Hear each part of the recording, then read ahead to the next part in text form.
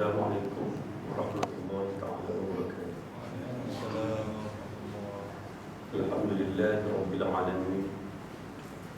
Wal 'aqibatu lil muttaqin wa la 'udwana illa 'alal zalimin.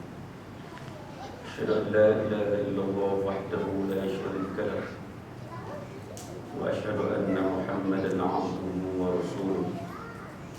Allahumma shalli 'ala sayyidina Muhammad wa 'ala alihi wa sahbihi wa tabi'in bi ihsanin ila yaumiddin. Subhanaka la ilma lana illa ma 'allamtana innaka antal 'alimul hakim. Wa la hawla wa la quwwata illa billahil 'aliyyil 'azim.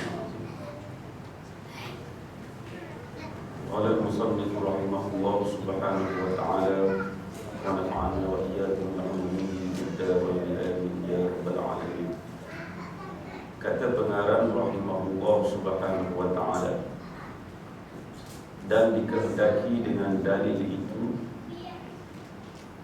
dalil ijmali, yaitu dalil yang lemah oleh empunyanya daripada menetapkan dia dan menguraikan segala syubhat yang didatangkan atasnya, seperti dikatakan baginya, apa dalil engkau atas ada Allah subhanahu wa ta'ala? Maka berkata ia, alam ini, dan lemah ia daripada menyatakan jalan menunjuk alam ini atas ada Allah subhanahu wa ta'ala itu, atau kuasa ia atas menyatakan dia.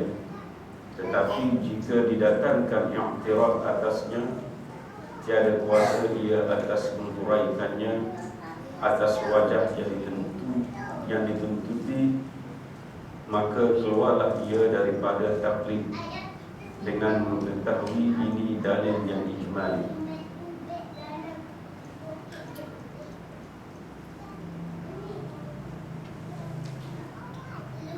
Alhamdulillah, pada malam ini kita akan sambung perbincangan kita berkenaan dengan hukum taklid ataupun hukum mereka yang beriktikad ataupun percaya kepada Allah Subhanahu wa taala dan juga percaya kepada Rasulullah sallallahu alaihi wasallam tanpa mempunyai dalil, sama ada dalil ijmali ataupun dalil tafsiri. Di manakah pengarang ini telah menyebut berkenaan dengan dalil yang perlu diketahui oleh mereka yang beriman kepada Allah Subhanahu wa taala dan juga kepada para rasul alaihi wassalam. Di antaranya ialah dalil ijmali. Kerana dalil ini merupakan suatu perkara yang penting untuk kita memahami sesuatu ilmu pengetahuan, terutamanya dalam perkara yang berkaitan dengan akidah. Oleh sebab itulah Syekh Ibn Ruslan telah menyebut apa-apa amalan yang dilakukan oleh manusia itu tanpa ilmu pengetahuan, maka ianya akan ditolak, tidak diterima oleh Allah Subhanahu wa taala apabila dia melakukan sesuatu perkara, termasuk dalam perkara yang berkaitan dengan akidah ini, perkara yang berkaitan dengan mentauhidkan Allah Subhanahu wa taala. Untuk mengenal Allah Subhanahu wa taala, dia perlu mengetahui dalil, sekurang-kurangnya dalil secara ijmali. Apakah yang maksudkan dengan dalil? Orang kita pun sebut dalil. Dalam bahasa Arab, dalil bermaksud fahmul amri li amri, iaitu kita memahami sesuatu perkara disebabkan kita memahami sesuatu perkara. Fahmul amri li fahmi amri, kita memahami sesuatu perkara itu untuk mengetahui sesuatu perkara. Dalam erti kata yang lain, kita mampu untuk mengetahui sesuatu benda yang gaib ataupun benda yang kita tak jelas. berpandukan dengan suatu kefahaman yang diambil daripada benda-benda yang jelas. Fahmul ghaib min fahmi az-zahir. Kita memahami sesuatu benda yang ghaib, yang kita tak nampak secara jelas, daripada kita memahami sesuatu yang zahir, yang kita nampak. Sebagai contoh yang mudah, yang biasa kita alami dalam kehidupan kita, sebagai contoh bil elektrik kita nampak melambung, sebagai contoh. Di sana kita dapat memahami dengan bil melambung itu, mungkin kita menggunakan elektrik pada bulan itu sangat banyak, terutamanya bulan zaman sekarang ini, El Nino sebagai contoh. Mungkin bil kita 300 bulan sebagai contoh. Dan ini menandakan, bil itu menandakan bahawa kita menggunakan elektrik itu dengan kapasiti yang banyak. Itu contoh yang mudah apabila kita memahami sesuatu dalil, terutamanya perkara yang berkaitan dengan akidah ini. Kerana kebanyakan perkara yang berkaitan akidah ini, dia menyentuh benda-benda yang ghaibiyat, benda-benda yang ghaib, yang perlu kita percaya. Kerana ianya disebut di dalam Al-Quran Al-Karim dan juga dalam hadis Nabi SAW. Dan percaya kepada benda yang ghaib ini ialah suatu perkara yang dituntut dalam Islam. Sebagaimana dalam surah Baqarah ada menyebut allazina yu'minuna bil ghaib, allazina yu'minuna bil ghaib wa yuqimuna as-salata wa yu'tuna az-zakata wa mimma razaqnahum yunfiqun. Allazina yu'minuna bil ghaib wa yuqimuna as-salata wa mimma razaqnahum yunfiqun. Iaitu mereka yang beriman, allazina yu'minuna bil ghaib, beriman dengan perkara-perkara yang ghaib, yang dia tidak nampak. Sebagai contoh, perkara yang berkaitan dengan ketuhanan, perkara yang berkaitan dengan Rasul, yang tidak nampak, pada zahirnya tidak nampak. Begitu juga perkara yang berkaitan dengan hari akhirat, perkara yang berkaitan dengan azab kubur, alam barzakh, alam mahsyar dan seumpamanya. Semuanya itu berkaitan dengan alam ghaib yang tidak nampak, ataupun perkara yang ghaib yang kita tidak nampak secara zahir.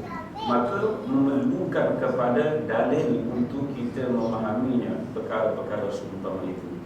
Di antara dalil itu ialah berdasarkan kepada Al-Quran Al-Karim dan juga hadis Nabi SAW, di samping dalil-dalil akli yang dinyatakan oleh para ulama. Oleh sebab itulah kita sebagai orang yang mahu beriman, yang beriman kepada Allah Subhanahu Wa Taala, sekurang-kurangnya kita memahami dalil yang dinyatakan oleh para ulama untuk kita meningkatkan ataupun mengetahui, memahami tentang ma'rifatullah, mengenal Allah Subhanahu Wa Taala. Oleh sebab itulah pengarang ini menyebut dalil ijmali ini ialah hal yang dikendaki. Dengan dalil itu ialah dalil yang tidak mampu ditetapkan oleh seorang mukallaf dan menguraikan segala syubhat yang ditimbulkan tentangnya, seperti dikatakan kepadanya, apakah dalil engkau tentang kewujudan Allah? Dia berkata, ala ini. Ini di antara contoh yang menunjukkan bahawa di antara dalil ijmali yang disebut oleh para ulama untuk memberi suatu penjelasan kepada kita bahawa ini merupakan dalil ijmali, dalil secara ringkas untuk kita menyatakan bahawa Allah Subhanahu Wa Taala ini ada. Ini sebagai contoh ulama. Dan kebiasaan ulama ahli sunnah wal jamaah di antara perkara yang dinyatakan oleh mereka, di antara dalil ijmali ialah alam ini. Sebab apabila kita melihat berkenaan dengan dalil ini, kita menyatakan walaupun nampak ringkas dari segi sebutan alam ini menunjukkan kewujudan Allah Subhanahu wa taala. Ini berdasarkan kepada dalil akli dalil akli. Kerana menurut ulama, apabila kita menyatakan bahawa alam ini wujud, menandakan wujudnya Allah Subhanahu wa taala, kerana alam ini tidak mampu untuk terjadi dengan sendirinya kecuali dengan adanya yang menciptakan alam ini, yakni Allah Subhanahu wa taala yang berkuasa, yang mampu mencipta dan juga menjadikan alam ini dengan ciptaan yang sebenarnya, dengan ciptaan yang elok, dengan ciptaan yang sempurna. Oleh sebab itulah dalil yang paling ringkas untuk seseorang itu mengemukakan dalil tentang kewujudan Allah Subhanahu wa taala ini ialah menandakan alam ini ada. Sebab alam ini tidak jadi dengan sendirinya kecuali ianya telah diciptakan oleh Allah Subhanahu wa taala. Walaupun seseorang itu yang tidak mampu untuk menjelaskan secara lebih terperinci berkenaan dengan dalil ijmali ini, dia hanya menyebut tentang alam ini sahaja. Ini juga sudah menandakan bahawa dia telah mempunyai dalil yang menunjukkan bahawa dia tahu tentang kewujudan Allah Subhanahu wa taala berdasarkan alam ini. Sekurang-kurangnya dia menunjukkan bahawa dia ini ada, bermakna ada yang menciptakan dirinya sendiri, yakni Allah Subhanahu wa taala, bukannya manusia. Tetapi dia tidak mampu menyatakan bagaimana adanya alam ini. Orang awam, orang biasa yang tak mampu menghuraikan secara lebih detail berkenaan dengan alam ini. Disebut sekadar alam ini sahaja.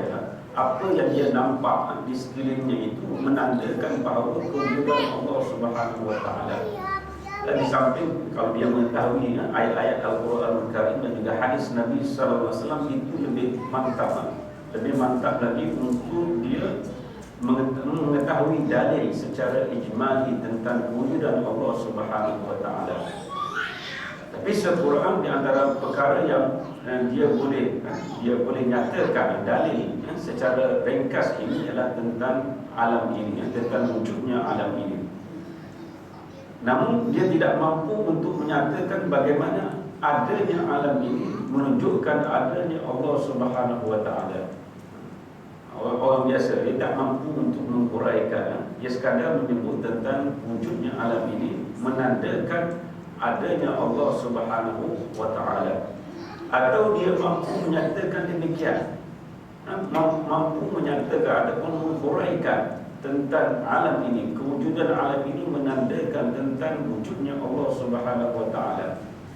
Sebagai contoh yang mudah, kalau kita pergi rumah orang sebagai contoh, kita nampak rumah cantik dan seumpamanya. Kalau kita tanya tuan rumah, siapa yang membuat rumah yang secantik ini, maka tuan rumah kata tak ada tukar pun, tak ada orang pun yang membuat rumah ini, dia terjadi dengan sendirinya. Lalu kita menggunakan akal yang waras, kita tak mampu untuk menerima pandangan tuan rumah seumpama itu. Itu apabila kita menggunakan secara logik, secara akli untuk kita memahami tentang konsep kewujudan Allah Subhanahu wa taala. Alam yang begini luas, bukan sahaja bumi, bukit bukau, gunung ganan dan juga planet-planet, bintang yang di langit itu, mustahil tidak ada yang menciptakan alam ini.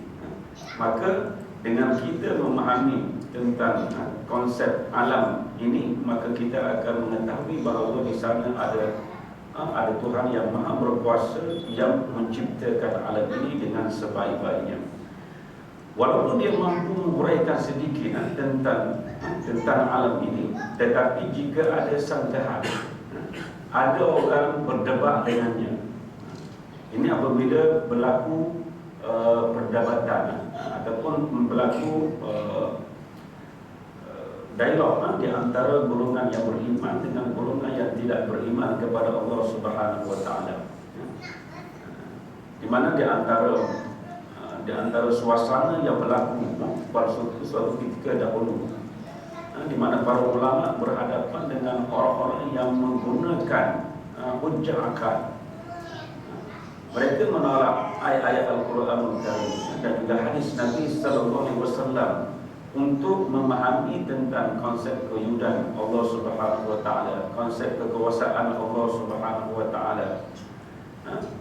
Oleh sebab itulah para ulama di samping menggunakan Al-Quranul Karim dan juga hadis Nabi sallallahu alaihi wasallam, mereka juga menggunakan akal ini, menggunakan akal untuk menolak hujah yang dikemukakan oleh orang-orang yang kufur kepada Allah Subhanahu wa taala.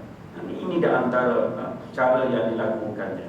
Kalau orang berhujah dengan golongan ini, maka tak mampu untuk menyanggah tomahan-tomahan dan juga sanggahan-sanggahan daripada mereka ini. Walaupun dia mengetahui di antara hujah akal itu ialah wujudnya alam ini, wujudnya alam ini bermakna wujudnya Allah Subhanahu wa taala. Maka tak semestinya tak ada alam ini, tak ada Allah. Bukan macam itu. Bukan kita faham macam itu pula. Kalau alam ini tak ada, maka Allah tak ada lah. Bukan macam itu. Maksud wujudnya alam ini ialah tak semestinya alam ini tidak terjadi dengan sendirinya.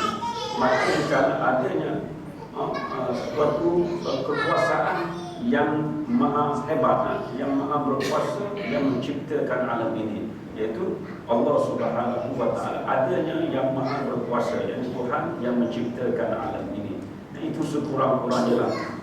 Walaupun kalau ada sanggahan kepada jawapan seumpama itu, walaupun dia ada penguraiannya tentang alam ini, dan dia tidak mampu untuk menguraikan seperti mana yang dihajatkan. Kalau dia tidak mampu untuk berlawan, berdebat, orang awam macam biasa, orang yang tak mendalami tentang ilmu logik sebagai contoh, ilmu tentang menggunakan kepintaran akal untuk menolak hujah-hujah golongan-golongan yang kufur kepada Allah Subhanahu wa taala, memang susah untuk mereka melawan golongan-golongan seumpama ini, terutamanya golongan Mu'tazilah.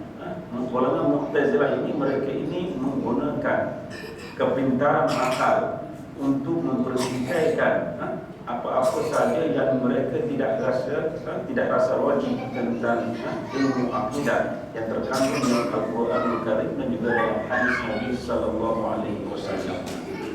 Maka dia tidak dinamakan sebagai taklid, tak dinamakan sebagai golongan yang ikut saja tanpa dalil. Itu nak beritahulah, walaupun dia tidak mampu untuk berhujah dengan orang yang menyanggah pandangan yang menyatakan wujud Allah disebabkan ada alam ini, maka dia sudah memadai dengan cara seperti itu, maka dia terkeluar daripada apa yang dinamakan sebagai taklid. Kalau dia tahu tentang ayat Al-Quran itu lagi elok. Dia perlu mengetahui terlebih dahulu, mengetahui ayat Al-Quran, dalil ayat Al-Quran dan juga hadis Nabi SAW. Di samping juga dia mengetahui tentang dalil akli ini, sekurang-kurangnya ialah tentang wujudnya alam ini, wujudnya alam ini. Sebab itulah apa yang kita bincangkan nantinya tentang sifat-sifat Allah Subhanahu wa taala. Di antara dalil yang telah dikemukakan oleh ulama, kebanyakannya dia menggunakan tentang dalil wujudnya alam ini.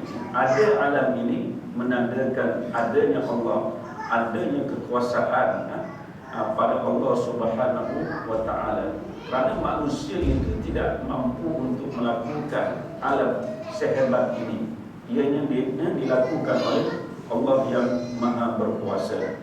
Oleh sebab itu apabila seseorang orang awam itu mampu mengetahui tentang dalil ijmali ini, iaitu alam ini ada menandakan wujudnya Allah Subhanahu wa Ta'ala, maka kata ulama ia sudah terkeluar daripada taklidnya orang yang mengikut tanpa ada dalil.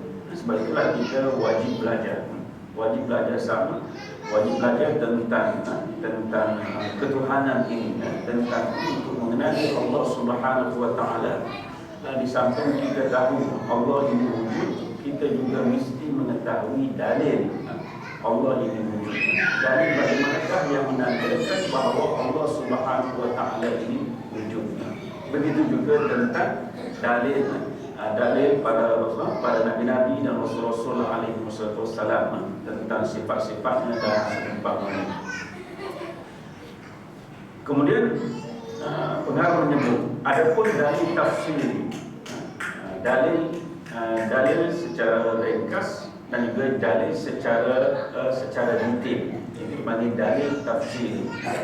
Adapun dalil tafsir ini, maka iaitu dalil yang dikuasakan atas menetapkan dia dan menghuraikan segala syubhat yang didatangkan atasnya. Maksud dalil tafsiri ialah dalil yang mampu menetapkannya dan menghuraikan segala syubhat, segala perkara yang meragukan yang ditimbulkan. Ini biasa di mana dalil ini kebiasaannya dikuasai oleh para ulama. Para ulama mampu menguasai dalil-dalil secara tafsiri ini. Sebagai contoh, ulama-ulama yang hebat, para imam mazhab, mereka ini memang mampu menguasai dalil secara tafsiri ini untuk berhujjah dengan golongan-golongan yang ingkar kepada Allah Subhanahu wa Ta'ala, yang ingkar tentang kewujudan Allah, yang ingkar kepada kekuasaan Allah Subhanahu wa Ta'ala, yang ingkar kepada kehendak Allah Subhanahu wa Ta'ala. Mereka ini di samping menggunakan hujjah Al-Quranul Karim dan juga hadis Nabi sallallahu alaihi wasallam, mereka juga menggunakan dalil akli secara tafsiri, secara suatu huraian, dan mampu berhujjah dengan mereka ini untuk menolak segala syubhat, segala perkara-perkara yang menjadi keraguan kepada mereka tentang konsep ketuhanan ataupun bagaimana cara untuk mengenali Allah Subhanahu wa Ta'ala. Bagi kita orang awam ini, sekadar kita mengetahui tentang dalil secara ijmali, ia sudah melepaskan diri kita daripada hukum taklid yang dilarang dalam Islam. Maka hendaklah kami menyatakan segala aqaid yang wajib pada syarak, mengetahuikan dia daripada segala yang wajib dan yang mustahil dan yang harus pada hak Allah Subhanahu wa Ta'ala dan hak segala Rasulnya, serta kami iringkan tiap-tiap satu akidah itu dengan dalilnya, dan tiap-tiap dalil itu menyabitkan yang wajib dan menafikan yang mustahil. Maka kami berkata, kemudian kita masuk dalam bab dalam menyatakan berkenaan dengan akidah yang wajib kita ketahui. Apa benda yang wajib bagi setiap orang Muslim itu mengetahui tentang akidah? Akidah yang benar. Di sini kami ingin menyatakan semua akidah yang wajib diketahui pada syarak, yang wajib diketahui oleh mukallaf pada syarak. Apabila kita tak mengetahui, maka kita dianggap tidak terlepas daripada tanggungjawab ini. Sama ada perkara-perkara yang sifat-sifat yang wajib, sifat-sifat yang wajib, mustahil dan harus bagi Allah Subhanahu wa Ta'ala dan bagi Rasul Nabi-Nya alaihi wassalam, serta kami bawakan setiap akidah dengan dalilnya, dan setiap dalil itu mensahihkan yang wajib dan menafikan yang mustahil. Itu di antara perkara yang perlu kita ketahui. Bukan sahaja kita mengetahui tentang sifat-sifat yang wajib bagi Allah Subhanahu Wa Taala dan juga bagi Rasul, namun kita juga perlu mengetahui tentang dalil-dalil bagi sifat-sifat tersebut.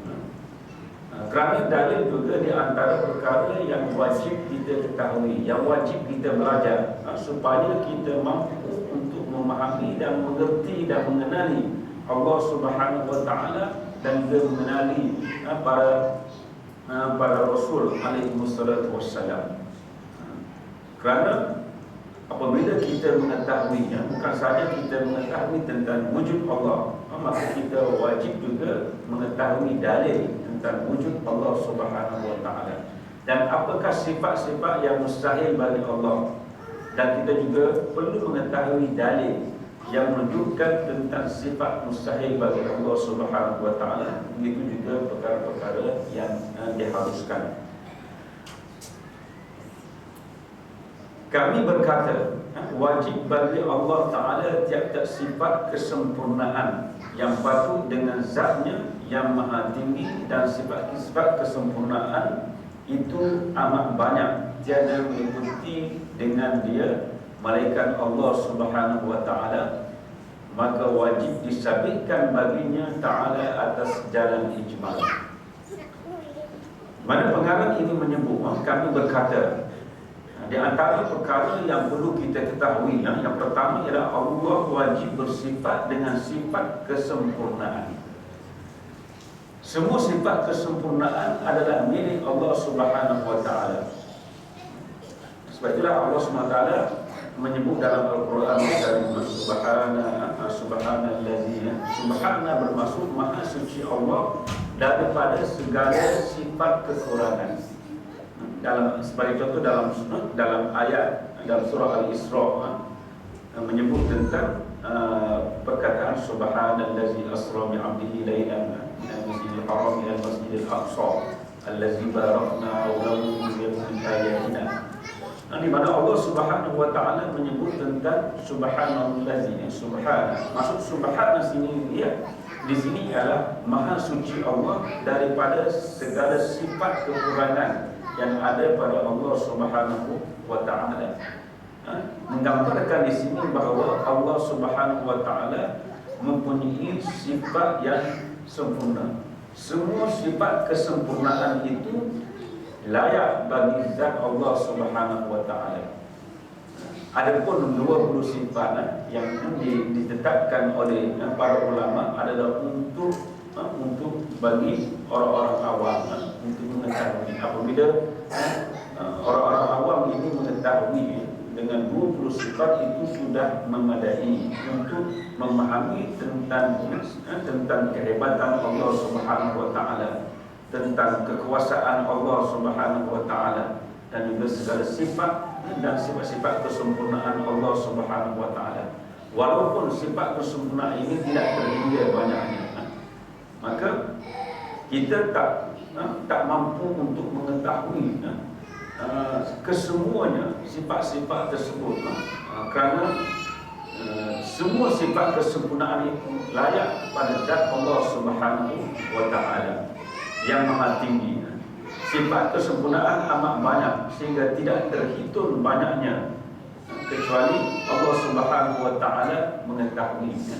Kita tak mampu untuk membilang sifat-sifat kesempurnaan yang ada pada Allah Subhanahu Wa Taala, kecuali Allah sahaja yang mengetahui tentang sifat kesempurnaan itu. Kita hanya mengetahui apa yang disebut di dalam Al-Quranul Karim dan juga dalam hadis Nabi sallallahu alaihi wasallam. Itu saja yang kita mampu mengetahui. Di antaranya sebut dalam Asmaul Husna, 99 nama yang menggambarkan tentang sifat-sifat dan juga kebesaran Allah Subhanahu Wa Taala. Secara umumnya wajib bagi Allah bersifat dengan sifat kesempurnaan. Itu yang perlu kita tanam dalam hati kita, bahawa Allah Subhanahu Wa Taala mempunyai sifat kesempurnaan. Tidak ada cacat celah pada Allah Subhanahu wa taala. Jangan kita merasa sangsi ataupun merasa tidak senang kepada Allah Subhanahu wa taala. Merasakan Allah ini tidak adil ke atas diri kita sebagai contoh. Itu di antara sifat yang perlu ditolak, yang perlu kita hindari. Sifat-sifat curiga, sifat-sifat yang rasa tidak senang dengan Allah Subhanahu wa taala. Ini memang berlaku dalam masyarakat kita yang meletakkan bahawa Allah ini tak adil, berlaku tak adil, sesuatu itu berlaku ke atas dirinya.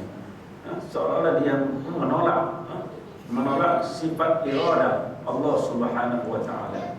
Dan juga sifat-sifat yang lain yang mana tidak layak bagi Allah Subhanahu wa taala, yang disandarkan kepada Allah Subhanahu wa taala. Sedangkan Allah Subhanahu wa taala ini bersifat dengan sifat kesempurnaan.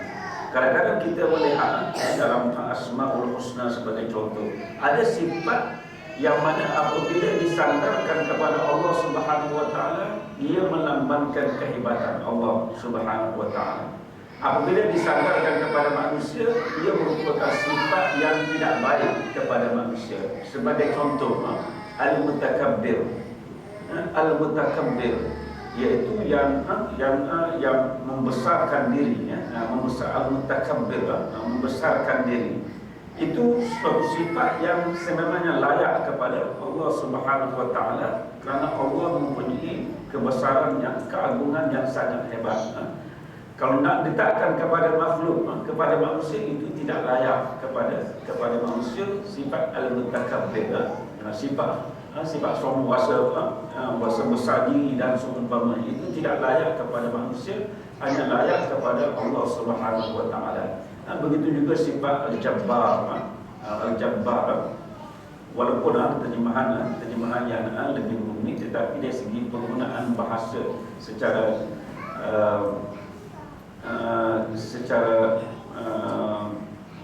perkataannya bermaksud sesuatu tindakan yang dianggap al-jabbar ini melambangkan bahawa Allah Subhanahu wa taala ini menunjukkan kehebatan kepada sesiapa yang melawannya.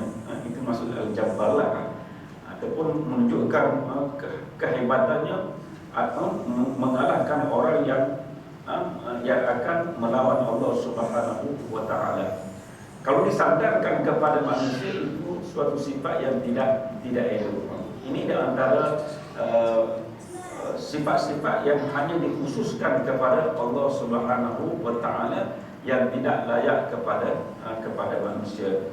Sebagai contoh, Allah Subhanahu wa taala mematikan dan menghidupkan. Mematikan suatu sifat yang suatu perbuatan, sifat dan perbuatan yang hanya layak kepada Allah Subhanahu wa taala, yang tidak boleh disandarkan kepada manusia. Walaupun manusia itu asal dia hebat, dia boleh mematikan dan seumpamanya, tetapi Allah saja yang layak mematikan dan juga menghidupkan seseorang itu.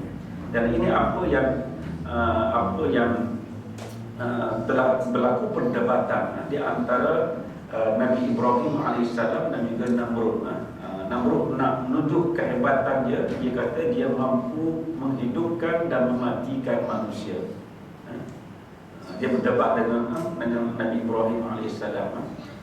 Dia mengatakan Tuhan kamu dan aku sama saja, aku boleh mematikan, aku boleh menghidupkan. Dia datang orang, seorang dia biarkan dan seorang dia bunuh. Maknanya dia mampu untuk menghidupkan seseorang dan juga mematikan seseorang. Lalu Nabi Ibrahim alaihissalam berhujah dengan Namrud. Di mana Allah Subhanahu, di mana ini dinyatakan dalam Al-Quran Al-Karim, Nabi Ibrahim menyatakan, Tuhan aku menaikkan matahari daripada sebelah timur dan turun di sebelah barat. Kamu cuba menaikkan matahari daripada sebelah barat dan turun ke sebelah timur. Lalu Namrud itu tidak mampu untuk melakukan apa yang dinyatakan oleh Nabi Ibrahim alaihissalam. Maka mereka itu tidak mampu berhujah dengan Nabi Ibrahim. Namrud itu tidak mampu berhujah dengan Nabi Ibrahim alaihissalam. Ini menunjukkan bahawa di sana ada sifat-sifat yang hanya layak bagi Allah Subhanahu wa taala, yang tidak layak pada manusia. Walaupun ada beberapa perkara, ada beberapa sifat yang mana dia boleh juga disandarkan kepada manusia, tapi memang lain, memang tidak sama dengan sifat yang ada pada manusia, pada Allah Subhanahu wa taala. Sebagai contoh sifat kasih sayang, Rahim sebagai contoh. Rahim ini ada juga di kalangan manusia, tapi Rahim Allah itu tidak sama dengan Rahim yang ada pada diri manusia itu. Sifat karim, sifat kemuliaan yang ada pada diri manusia itu sebenarnya tidak sama dengan karim, kemuliaan yang ada pada diri Allah Subhanahu wa taala. Kerana Allah Subhanahu wa taala yang maha hebat, yang maha tinggi. Dan mustahil atasnya ta'ala tiada sifat kekurangan, dan iaitu amat banyak tiada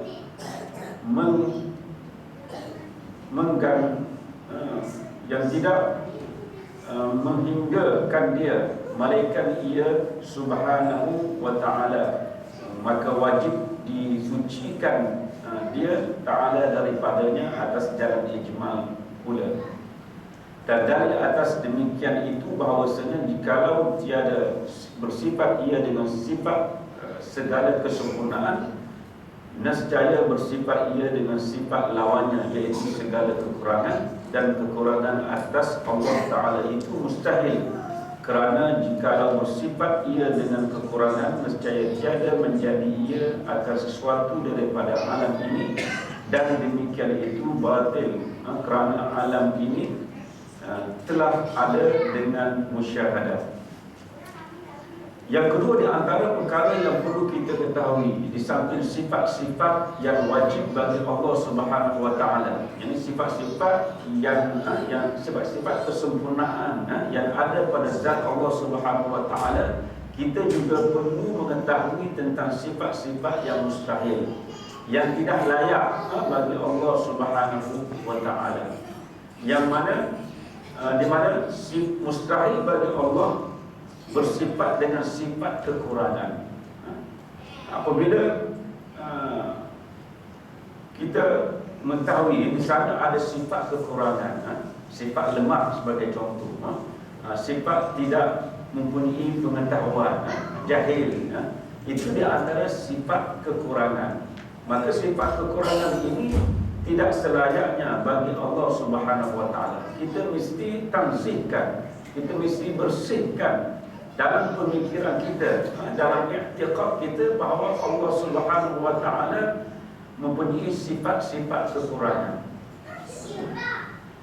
Di antaranya ialah apa sahaja hukum yang Allah Subhanahu wa taala tetapkan kepada manusia ini tidak mampu untuk menyelesaikan masalah. Sebagai contoh, seolah kita menyatakan bahawa Allah ini tidak mengetahui tentang bagaimanakah cara untuk menyelesaikan masalah manusia.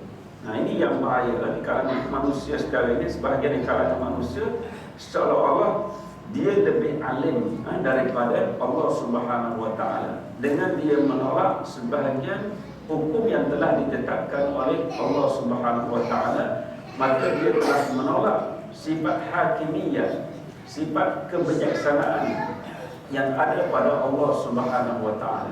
Walaupun dia belajar sifat 20, hafal 20 sifat, cair hafal 20 sifat, tapi dia menolak sebahagian daripada hukum yang telah ditetapkan oleh Allah Subhanahu wa taala, dan seolah dia menafikan sifat kesempurnaan yang ada pada Allah, dan dia telah menetapkan bahawa di sana adanya sifat kekurangan yang ada pada Allah Subhanahu wa taala, iaitu sifat tidak ada kebijaksanaan yang ada pada Allah Subhanahu wa taala. Ini suatu perkara yang perlu kita sedar, yang perlu kita insaf, kerana orang-orang kafir, orang-orang yang menolak tentang konsep ketuhanan Allah Subhanahu wa taala ini, memang dia tidak percaya tentang kehebatan dan juga tentang kesempurnaan Allah Subhanahu wa taala ini, dan dia tidak menganggap bahawa Allah Subhanahu Wa Taala inilah yang menentukan segala-galanya,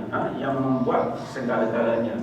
Dia percaya kepada usaha yang ada pada dirinya sendiri, kekuatan yang ada pada dirinya sendiri. Dia tidak bergantung kepada Allah Subhanahu Wa Taala, kerana baginya Allah ini tidak memberi kesan sedikit pun ke atas dirinya. Sedangkan perkara-perkara seumpama itu dianggap sifat kekurangan yang ada pada Allah Subhanahu Wa Taala. Sifat kekurangan itu amat banyak, tidak terhitung banyaknya, kecuali Allah Subhanahu Wa Taala sahaja yang mengetahui apakah sifat kekurangan. Manusia tak mampu untuk memikirkan secara lebih meluas, secara lebih terperinci, nak menyebut tentang sifat-sifat kekurangan. Hanya Allah sahaja yang mengetahuinya. Secara umumnya wajib disucikan sifat tersebut daripada Allah Subhanahu Wa Taala. Kita perlu hindar segala bentuk sifat kekurangan yang ada pada Allah Subhanahu Wa Taala. Dan inilah yang ada dalam dua kalimah syahadat, la ilaha illallah. Kita menafikan segala sifat kekurangan yang ada pada Allah Subhanahu Wa Taala. Tidak ada Tuhan yang layak disembah malaikat Allah Subhanahu Wa Taala. Kalau ada Tuhan yang lain yang sama dengan Allah Subhanahu Wa Taala, maka di sana wujudnya kekurangan yang ada pada zat Allah Subhanahu Wa Taala. Seolah-olah ada Tuhan yang lain selain daripada Allah Subhanahu Wa Taala. Ada yang boleh, ada yang dijadikan sekutu-sekutu yang lain selain daripada Allah Subhanahu Wa Taala. Maka wajib bagi kita menghindari fahaman-fahaman seumpama itu, supaya akidah kita ini menjadi suatu akidah yang sangat bersih, yang sangat suci daripada segala bentuk kekufuran kepada Allah Subhanahu Wa Taala. Dalilnya, jika Allah tidak bersifat dengan sifat kesempurnaan, ini dah antara dalil. Dalil menggunakan dalil akidah. Bagaimanakah kita berfikir untuk menolak segala perkara yang boleh menyatakan bahawa Allah Subhanahu Wa Taala ini mempunyai sifat kekurangan. Jika Allah tidak bersifat dengan semua sifat kesempurnaan, nescaya Dia bersifat dengan sifat kekurangan. Kalau kita sudah i'tiqad, kita sudah percaya bahawa Allah Subhanahu Wa Taala mempunyai sifat kesempurnaan, sudah tentulah Allah Subhanahu Wa Taala tidak mempunyai sifat kekurangan yang pada Allah Subhanahu Wa Taala. Kalau kita tak percaya bahawa Allah Subhanahu Wa Taala tidak mempunyai sifat kesempurnaan, sudah tentu kita dalam hati kita Allah Subhanahu Wa Taala tidak mempunyai sifat, Allah Subhanahu Wa Taala mempunyai sifat kekurangan. Oleh sebab itulah apabila kita percaya bahawa Allah Subhanahu Wa Taala ini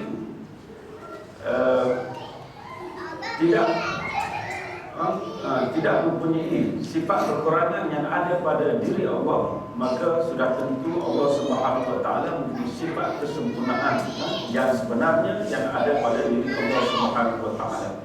Sifat kekurangan ke atas Allah adalah mustahil. Mustahil. Kita perlu tolak. Jangan ada dalam pemikiran kita, dalam kepercayaan kita bahawa Allah Subhanahu Wa Taala mempunyai sedikit sifat kekurangan sebagai contoh. Kadang-kadang kita terlintas dalam pemikiran kita sebenarnya yang kita anti ke Tuhan macam ni, anti ke Tuhan. Tuhan ini sekali-sekali zalim sebagainya.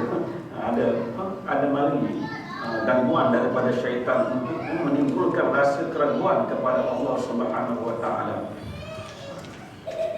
tentang sifat kesempurnaan Allah Subhanahu Wa Taala ini. Sifat kekurangan ke atas Allah adalah mustahil, kerana jika dia bersifat kekurangan, nescaya dia tidak mampu menjadikan sesuatu pun daripada alam ini. Kalau kita kata Allah Subhanahu Wa Taala tidak sempurna, sudah tentu Allah tidak mampu untuk menjadikan alam ini. Sebab alam ini merupakan suatu alam yang sangat hebat, yang diciptakan oleh Allah Subhanahu Wa Taala. Kalau Allah SWT itu tidak ada kuasa, sudah tentu tak mampu untuk melakukan alam yang sehebat ini yang diciptakan oleh Allah Subhanahu wa taala. Maka kita perlu menolak segala sifat kekurangan yang ada pada Allah Subhanahu wa taala. Hal itu adalah terbatal kerana kewujudan alam ini dapat dilihat sebagai bukti kekuasaannya menjadikan alam ini. Sebab manusia tak mengaku dia menciptakan alam ini. Mana ada manusia yang rasa hebat, yang punya kekuatan, ketenteraan, punya kekuasaan yang begitu hebat, yang mampu menciptakan bumi sebagai contoh, yang menciptakan, yang mampu menciptakan langit, planet-planet, muka umum, bintang-bintang dan seumpamanya. Walaupun sehebat mana manusia itu, mereka itu tidak mampu untuk mencipta sebagaimana ciptaan Allah Subhanahu wa taala. Ini walaupun sebagai satu bumi pun tak mampu, air setitik pun tidak mampu untuk diciptakan oleh manusia. Manusia hanya mampu untuk mengkarya, untuk menghasilkan daripada apa yang telah diciptakan oleh Allah Subhanahu wa taala. Dia tidak mampu untuk mencipta sesuatu yang baru sebagaimana yang diciptakan oleh Allah Subhanahu wa taala. Sebagai contoh, kalau manusia nak buat suatu kawasan yang dianggap hutan yang menentukan suatu kawasan yang luas, suatu kawasan yang merangkumi pelbagai jenis tumbuh-tumbuhan dan juga binatang-binatang yang hidup di dalamnya, di mana Allah Subhanahu wa taala menciptakan alam ini dengan sempurna. Di sana ada haiwan-haiwan yang mana Allah menciptakan, sebagai contoh menciptakan harimau, singa, dan Allah juga menciptakan makanan-makanan bagi haiwan ini. Menciptakan makanan pelambu, kancing dan semua yang cukup untuk memberi makan kepada binatang-binatang seumpama ini.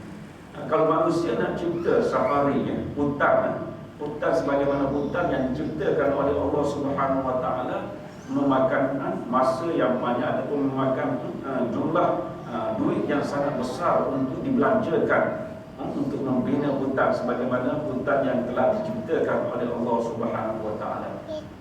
Dengan kekuasaan yang sedikit tidak mampu untuk melakukan sebagaimana apa yang dilakukan oleh Allah Subhanahu wa taala. Oleh sebab itulah kita tidak boleh menafikan dengan akal yang waras yang dikurniakan kepada kita oleh Allah Subhanahu wa taala ini, kita tak mampu untuk menolak tentang kehebatan, tentang kekuasaan Allah Subhanahu wa taala. Oleh sebab itulah umat Islam terdahulu, mereka ini sangat menitik beratkan tentang kajian-kajian berkenaan dengan alam inilah.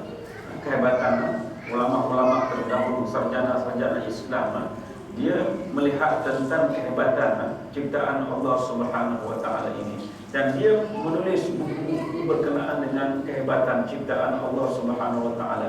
Kerana ayat ini bukan sahaja ayat-ayat yang kita baca.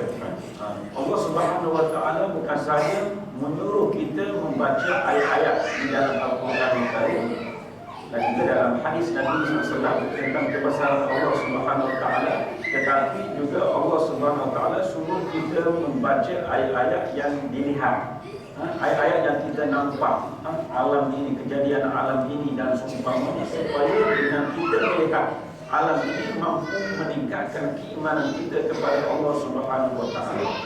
Yang jadi masalah kerana sebenarnya di kalangan umat Islam sekarang ini tak mahu mengkaji berkenaan dengan alam ini. Maksudnya banyak mengkaji tentang alam ini. Mereka sanggup berada dalam hutan berminggu-minggu, berbulan-bulan untuk mengkaji sejenis binatang, untuk mengkaji sejenis tumbuh-tumbuhan tentang kejadian ini. Dan ada di kalangan mereka yang beriman kepada Allah Subhanahu wa taala kerana kagum dengan ciptaan Allah Subhanahu wa taala. Tetapi oleh kerana umat Islam ini sebahagiannya tidak berminat mengkaji tentang perkara-perkara seumpama ini, maka perkara ketinggalan dalam dia nak menguatkan keimanannya kepada Allah Subhanahu Wa Taala. Sebab itulah para ulama meletakkan dalil secara ijmali ini menyebut tentang alam ini. Walaupun nampak ringkas, tetapi ianya memberi suatu makna yang sangat mendalam kepada kita. Kerana dengan melihat kepada kejadian alam ini, maka kita akan menambah keyakinan kita kepada Allah Subhanahu Wa Taala. Bukan sahaja alam sekeliling kita, tetapi alam diri kita sendiri pun. Apabila kita melihat secara lebih mendalam, maka kita akan kenal Allah Subhanahu Wa Taala. Sebab itulah ulama menyatakan man arafa nafsahu faqad arafa rabbahu. Barang siapa kenal diri dia, maka dia akan kenal Allah Subhanahu Wa Taala. Itu baru alam manusia. Belum lagi melihat kepada alam cakrawala, alam yang sangat luas ini. Kerana dengan dia mengenali alam ini, maka dia akan mengenal Allah Subhanahu Wa Taala. Kerana tidak ada siapa pun yang mampu menciptakan alam ini kecuali Allah Subhanahu Wa Taala. Maka kita akan melihat nantilah di antara dalil-dalil sifat-sifat Allah Subhanahu Wa Taala ini ialah apabila kita melihat alam ini, wujud Allah dengan adanya alam ini. Kerana alam ini tidak wujud kecuali dengan diciptakan oleh Allah Subhanahu Wa Taala. Begitu juga tentang dalil kekuasaan Allah Subhanahu Wa Taala juga. Di antaranya dalil kekuasaan Allah adalah adanya alam ini. Alam sehebat ini menandakan kekuasaan Allah Subhanahu Wa Taala. Dan setengah daripada sifat kesempurnaan itu barang yang wajib diketahuikan dia atas jalan tafsir, iaitu 13 sifat atau 12 sifat atas khilaf yang lagi akan datang. Dan pula yang wajib itu qaul yang pertama dan 7 yang tinggal lagi itu wajib diketahui atas jalan ijma'. Tiada harus dinafikan dia dengan ijma' kerana ia setengah daripada segala perkara kamalan. Maka barang siapa menafikan, jadi ia kafir. Wa'iyyazubillah ta'ala. Dan hanya sungguhnya secara wajib diketahuikan atas jalan tafsir 2. Sebahagian daripada sifat kesempurnaan itu ialah sifat yang wajib diketahui secara terperinci, iaitu sebanyak 13 sifat. Mereka akan bincangkan nantilah 13 sifat atau 20 sifat. Ada setengah ulama dia hanya menyebut 13 sifat sahaja, sampai qudrat, iradah, ilmu, hayat, sama basar, kalam. Itu saja. Qauluhu itu dia tidak termasuk dalam kategori sifat yang wajib diketahui oleh setiap muslim. Dan ada ulama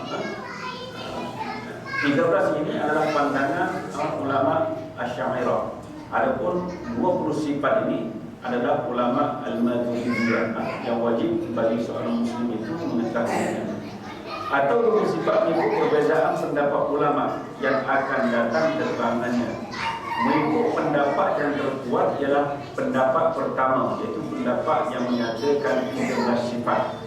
Dan 7 sifat yang selebihnya wajib diketahui secara umum. Yang wajib kita ketahui secara lebih detail ialah 13 sifat sampai kalam yang kita akan bincangkan nantilah. Dengan kita mengetahui 13 sifat ini, insya-Allah kita akan mempunyai suatu kekuatan akidah. Walaupun banyak lagi sifat-sifat kesempurnaan yang perlu kita ketahui, tapi itu merupakan suatu perkara yang mana kadang kita tak mampu untuk menguasai kesemuanya. Kita mengetahui secara ringkas sahaja tentang sifat kesempurnaan tersebut. Adapun sifat 13 ini kita perlu memahami secara lebih mendalam supaya kita mampu untuk memantapkan lagi akidah kita, yang kita akan bincangkan satu persatu. Tidak harus dinafikan 7 sifat tersebut secara ijma', kerana sifat-sifat itu sebahagian daripada perkara-perkara kemalan, kesempurnaan. qawluhu qadiran, qawluhu muridan, dan qawluhu sehingga qawluhu mutakalliman. Di mana sifat yang dibagi sifat maknawiyah. Sifat maknawiyah itu adalah suatu sifat yang mana ianya mempunyai kaitan yang rapat dengan sifat ma'ani.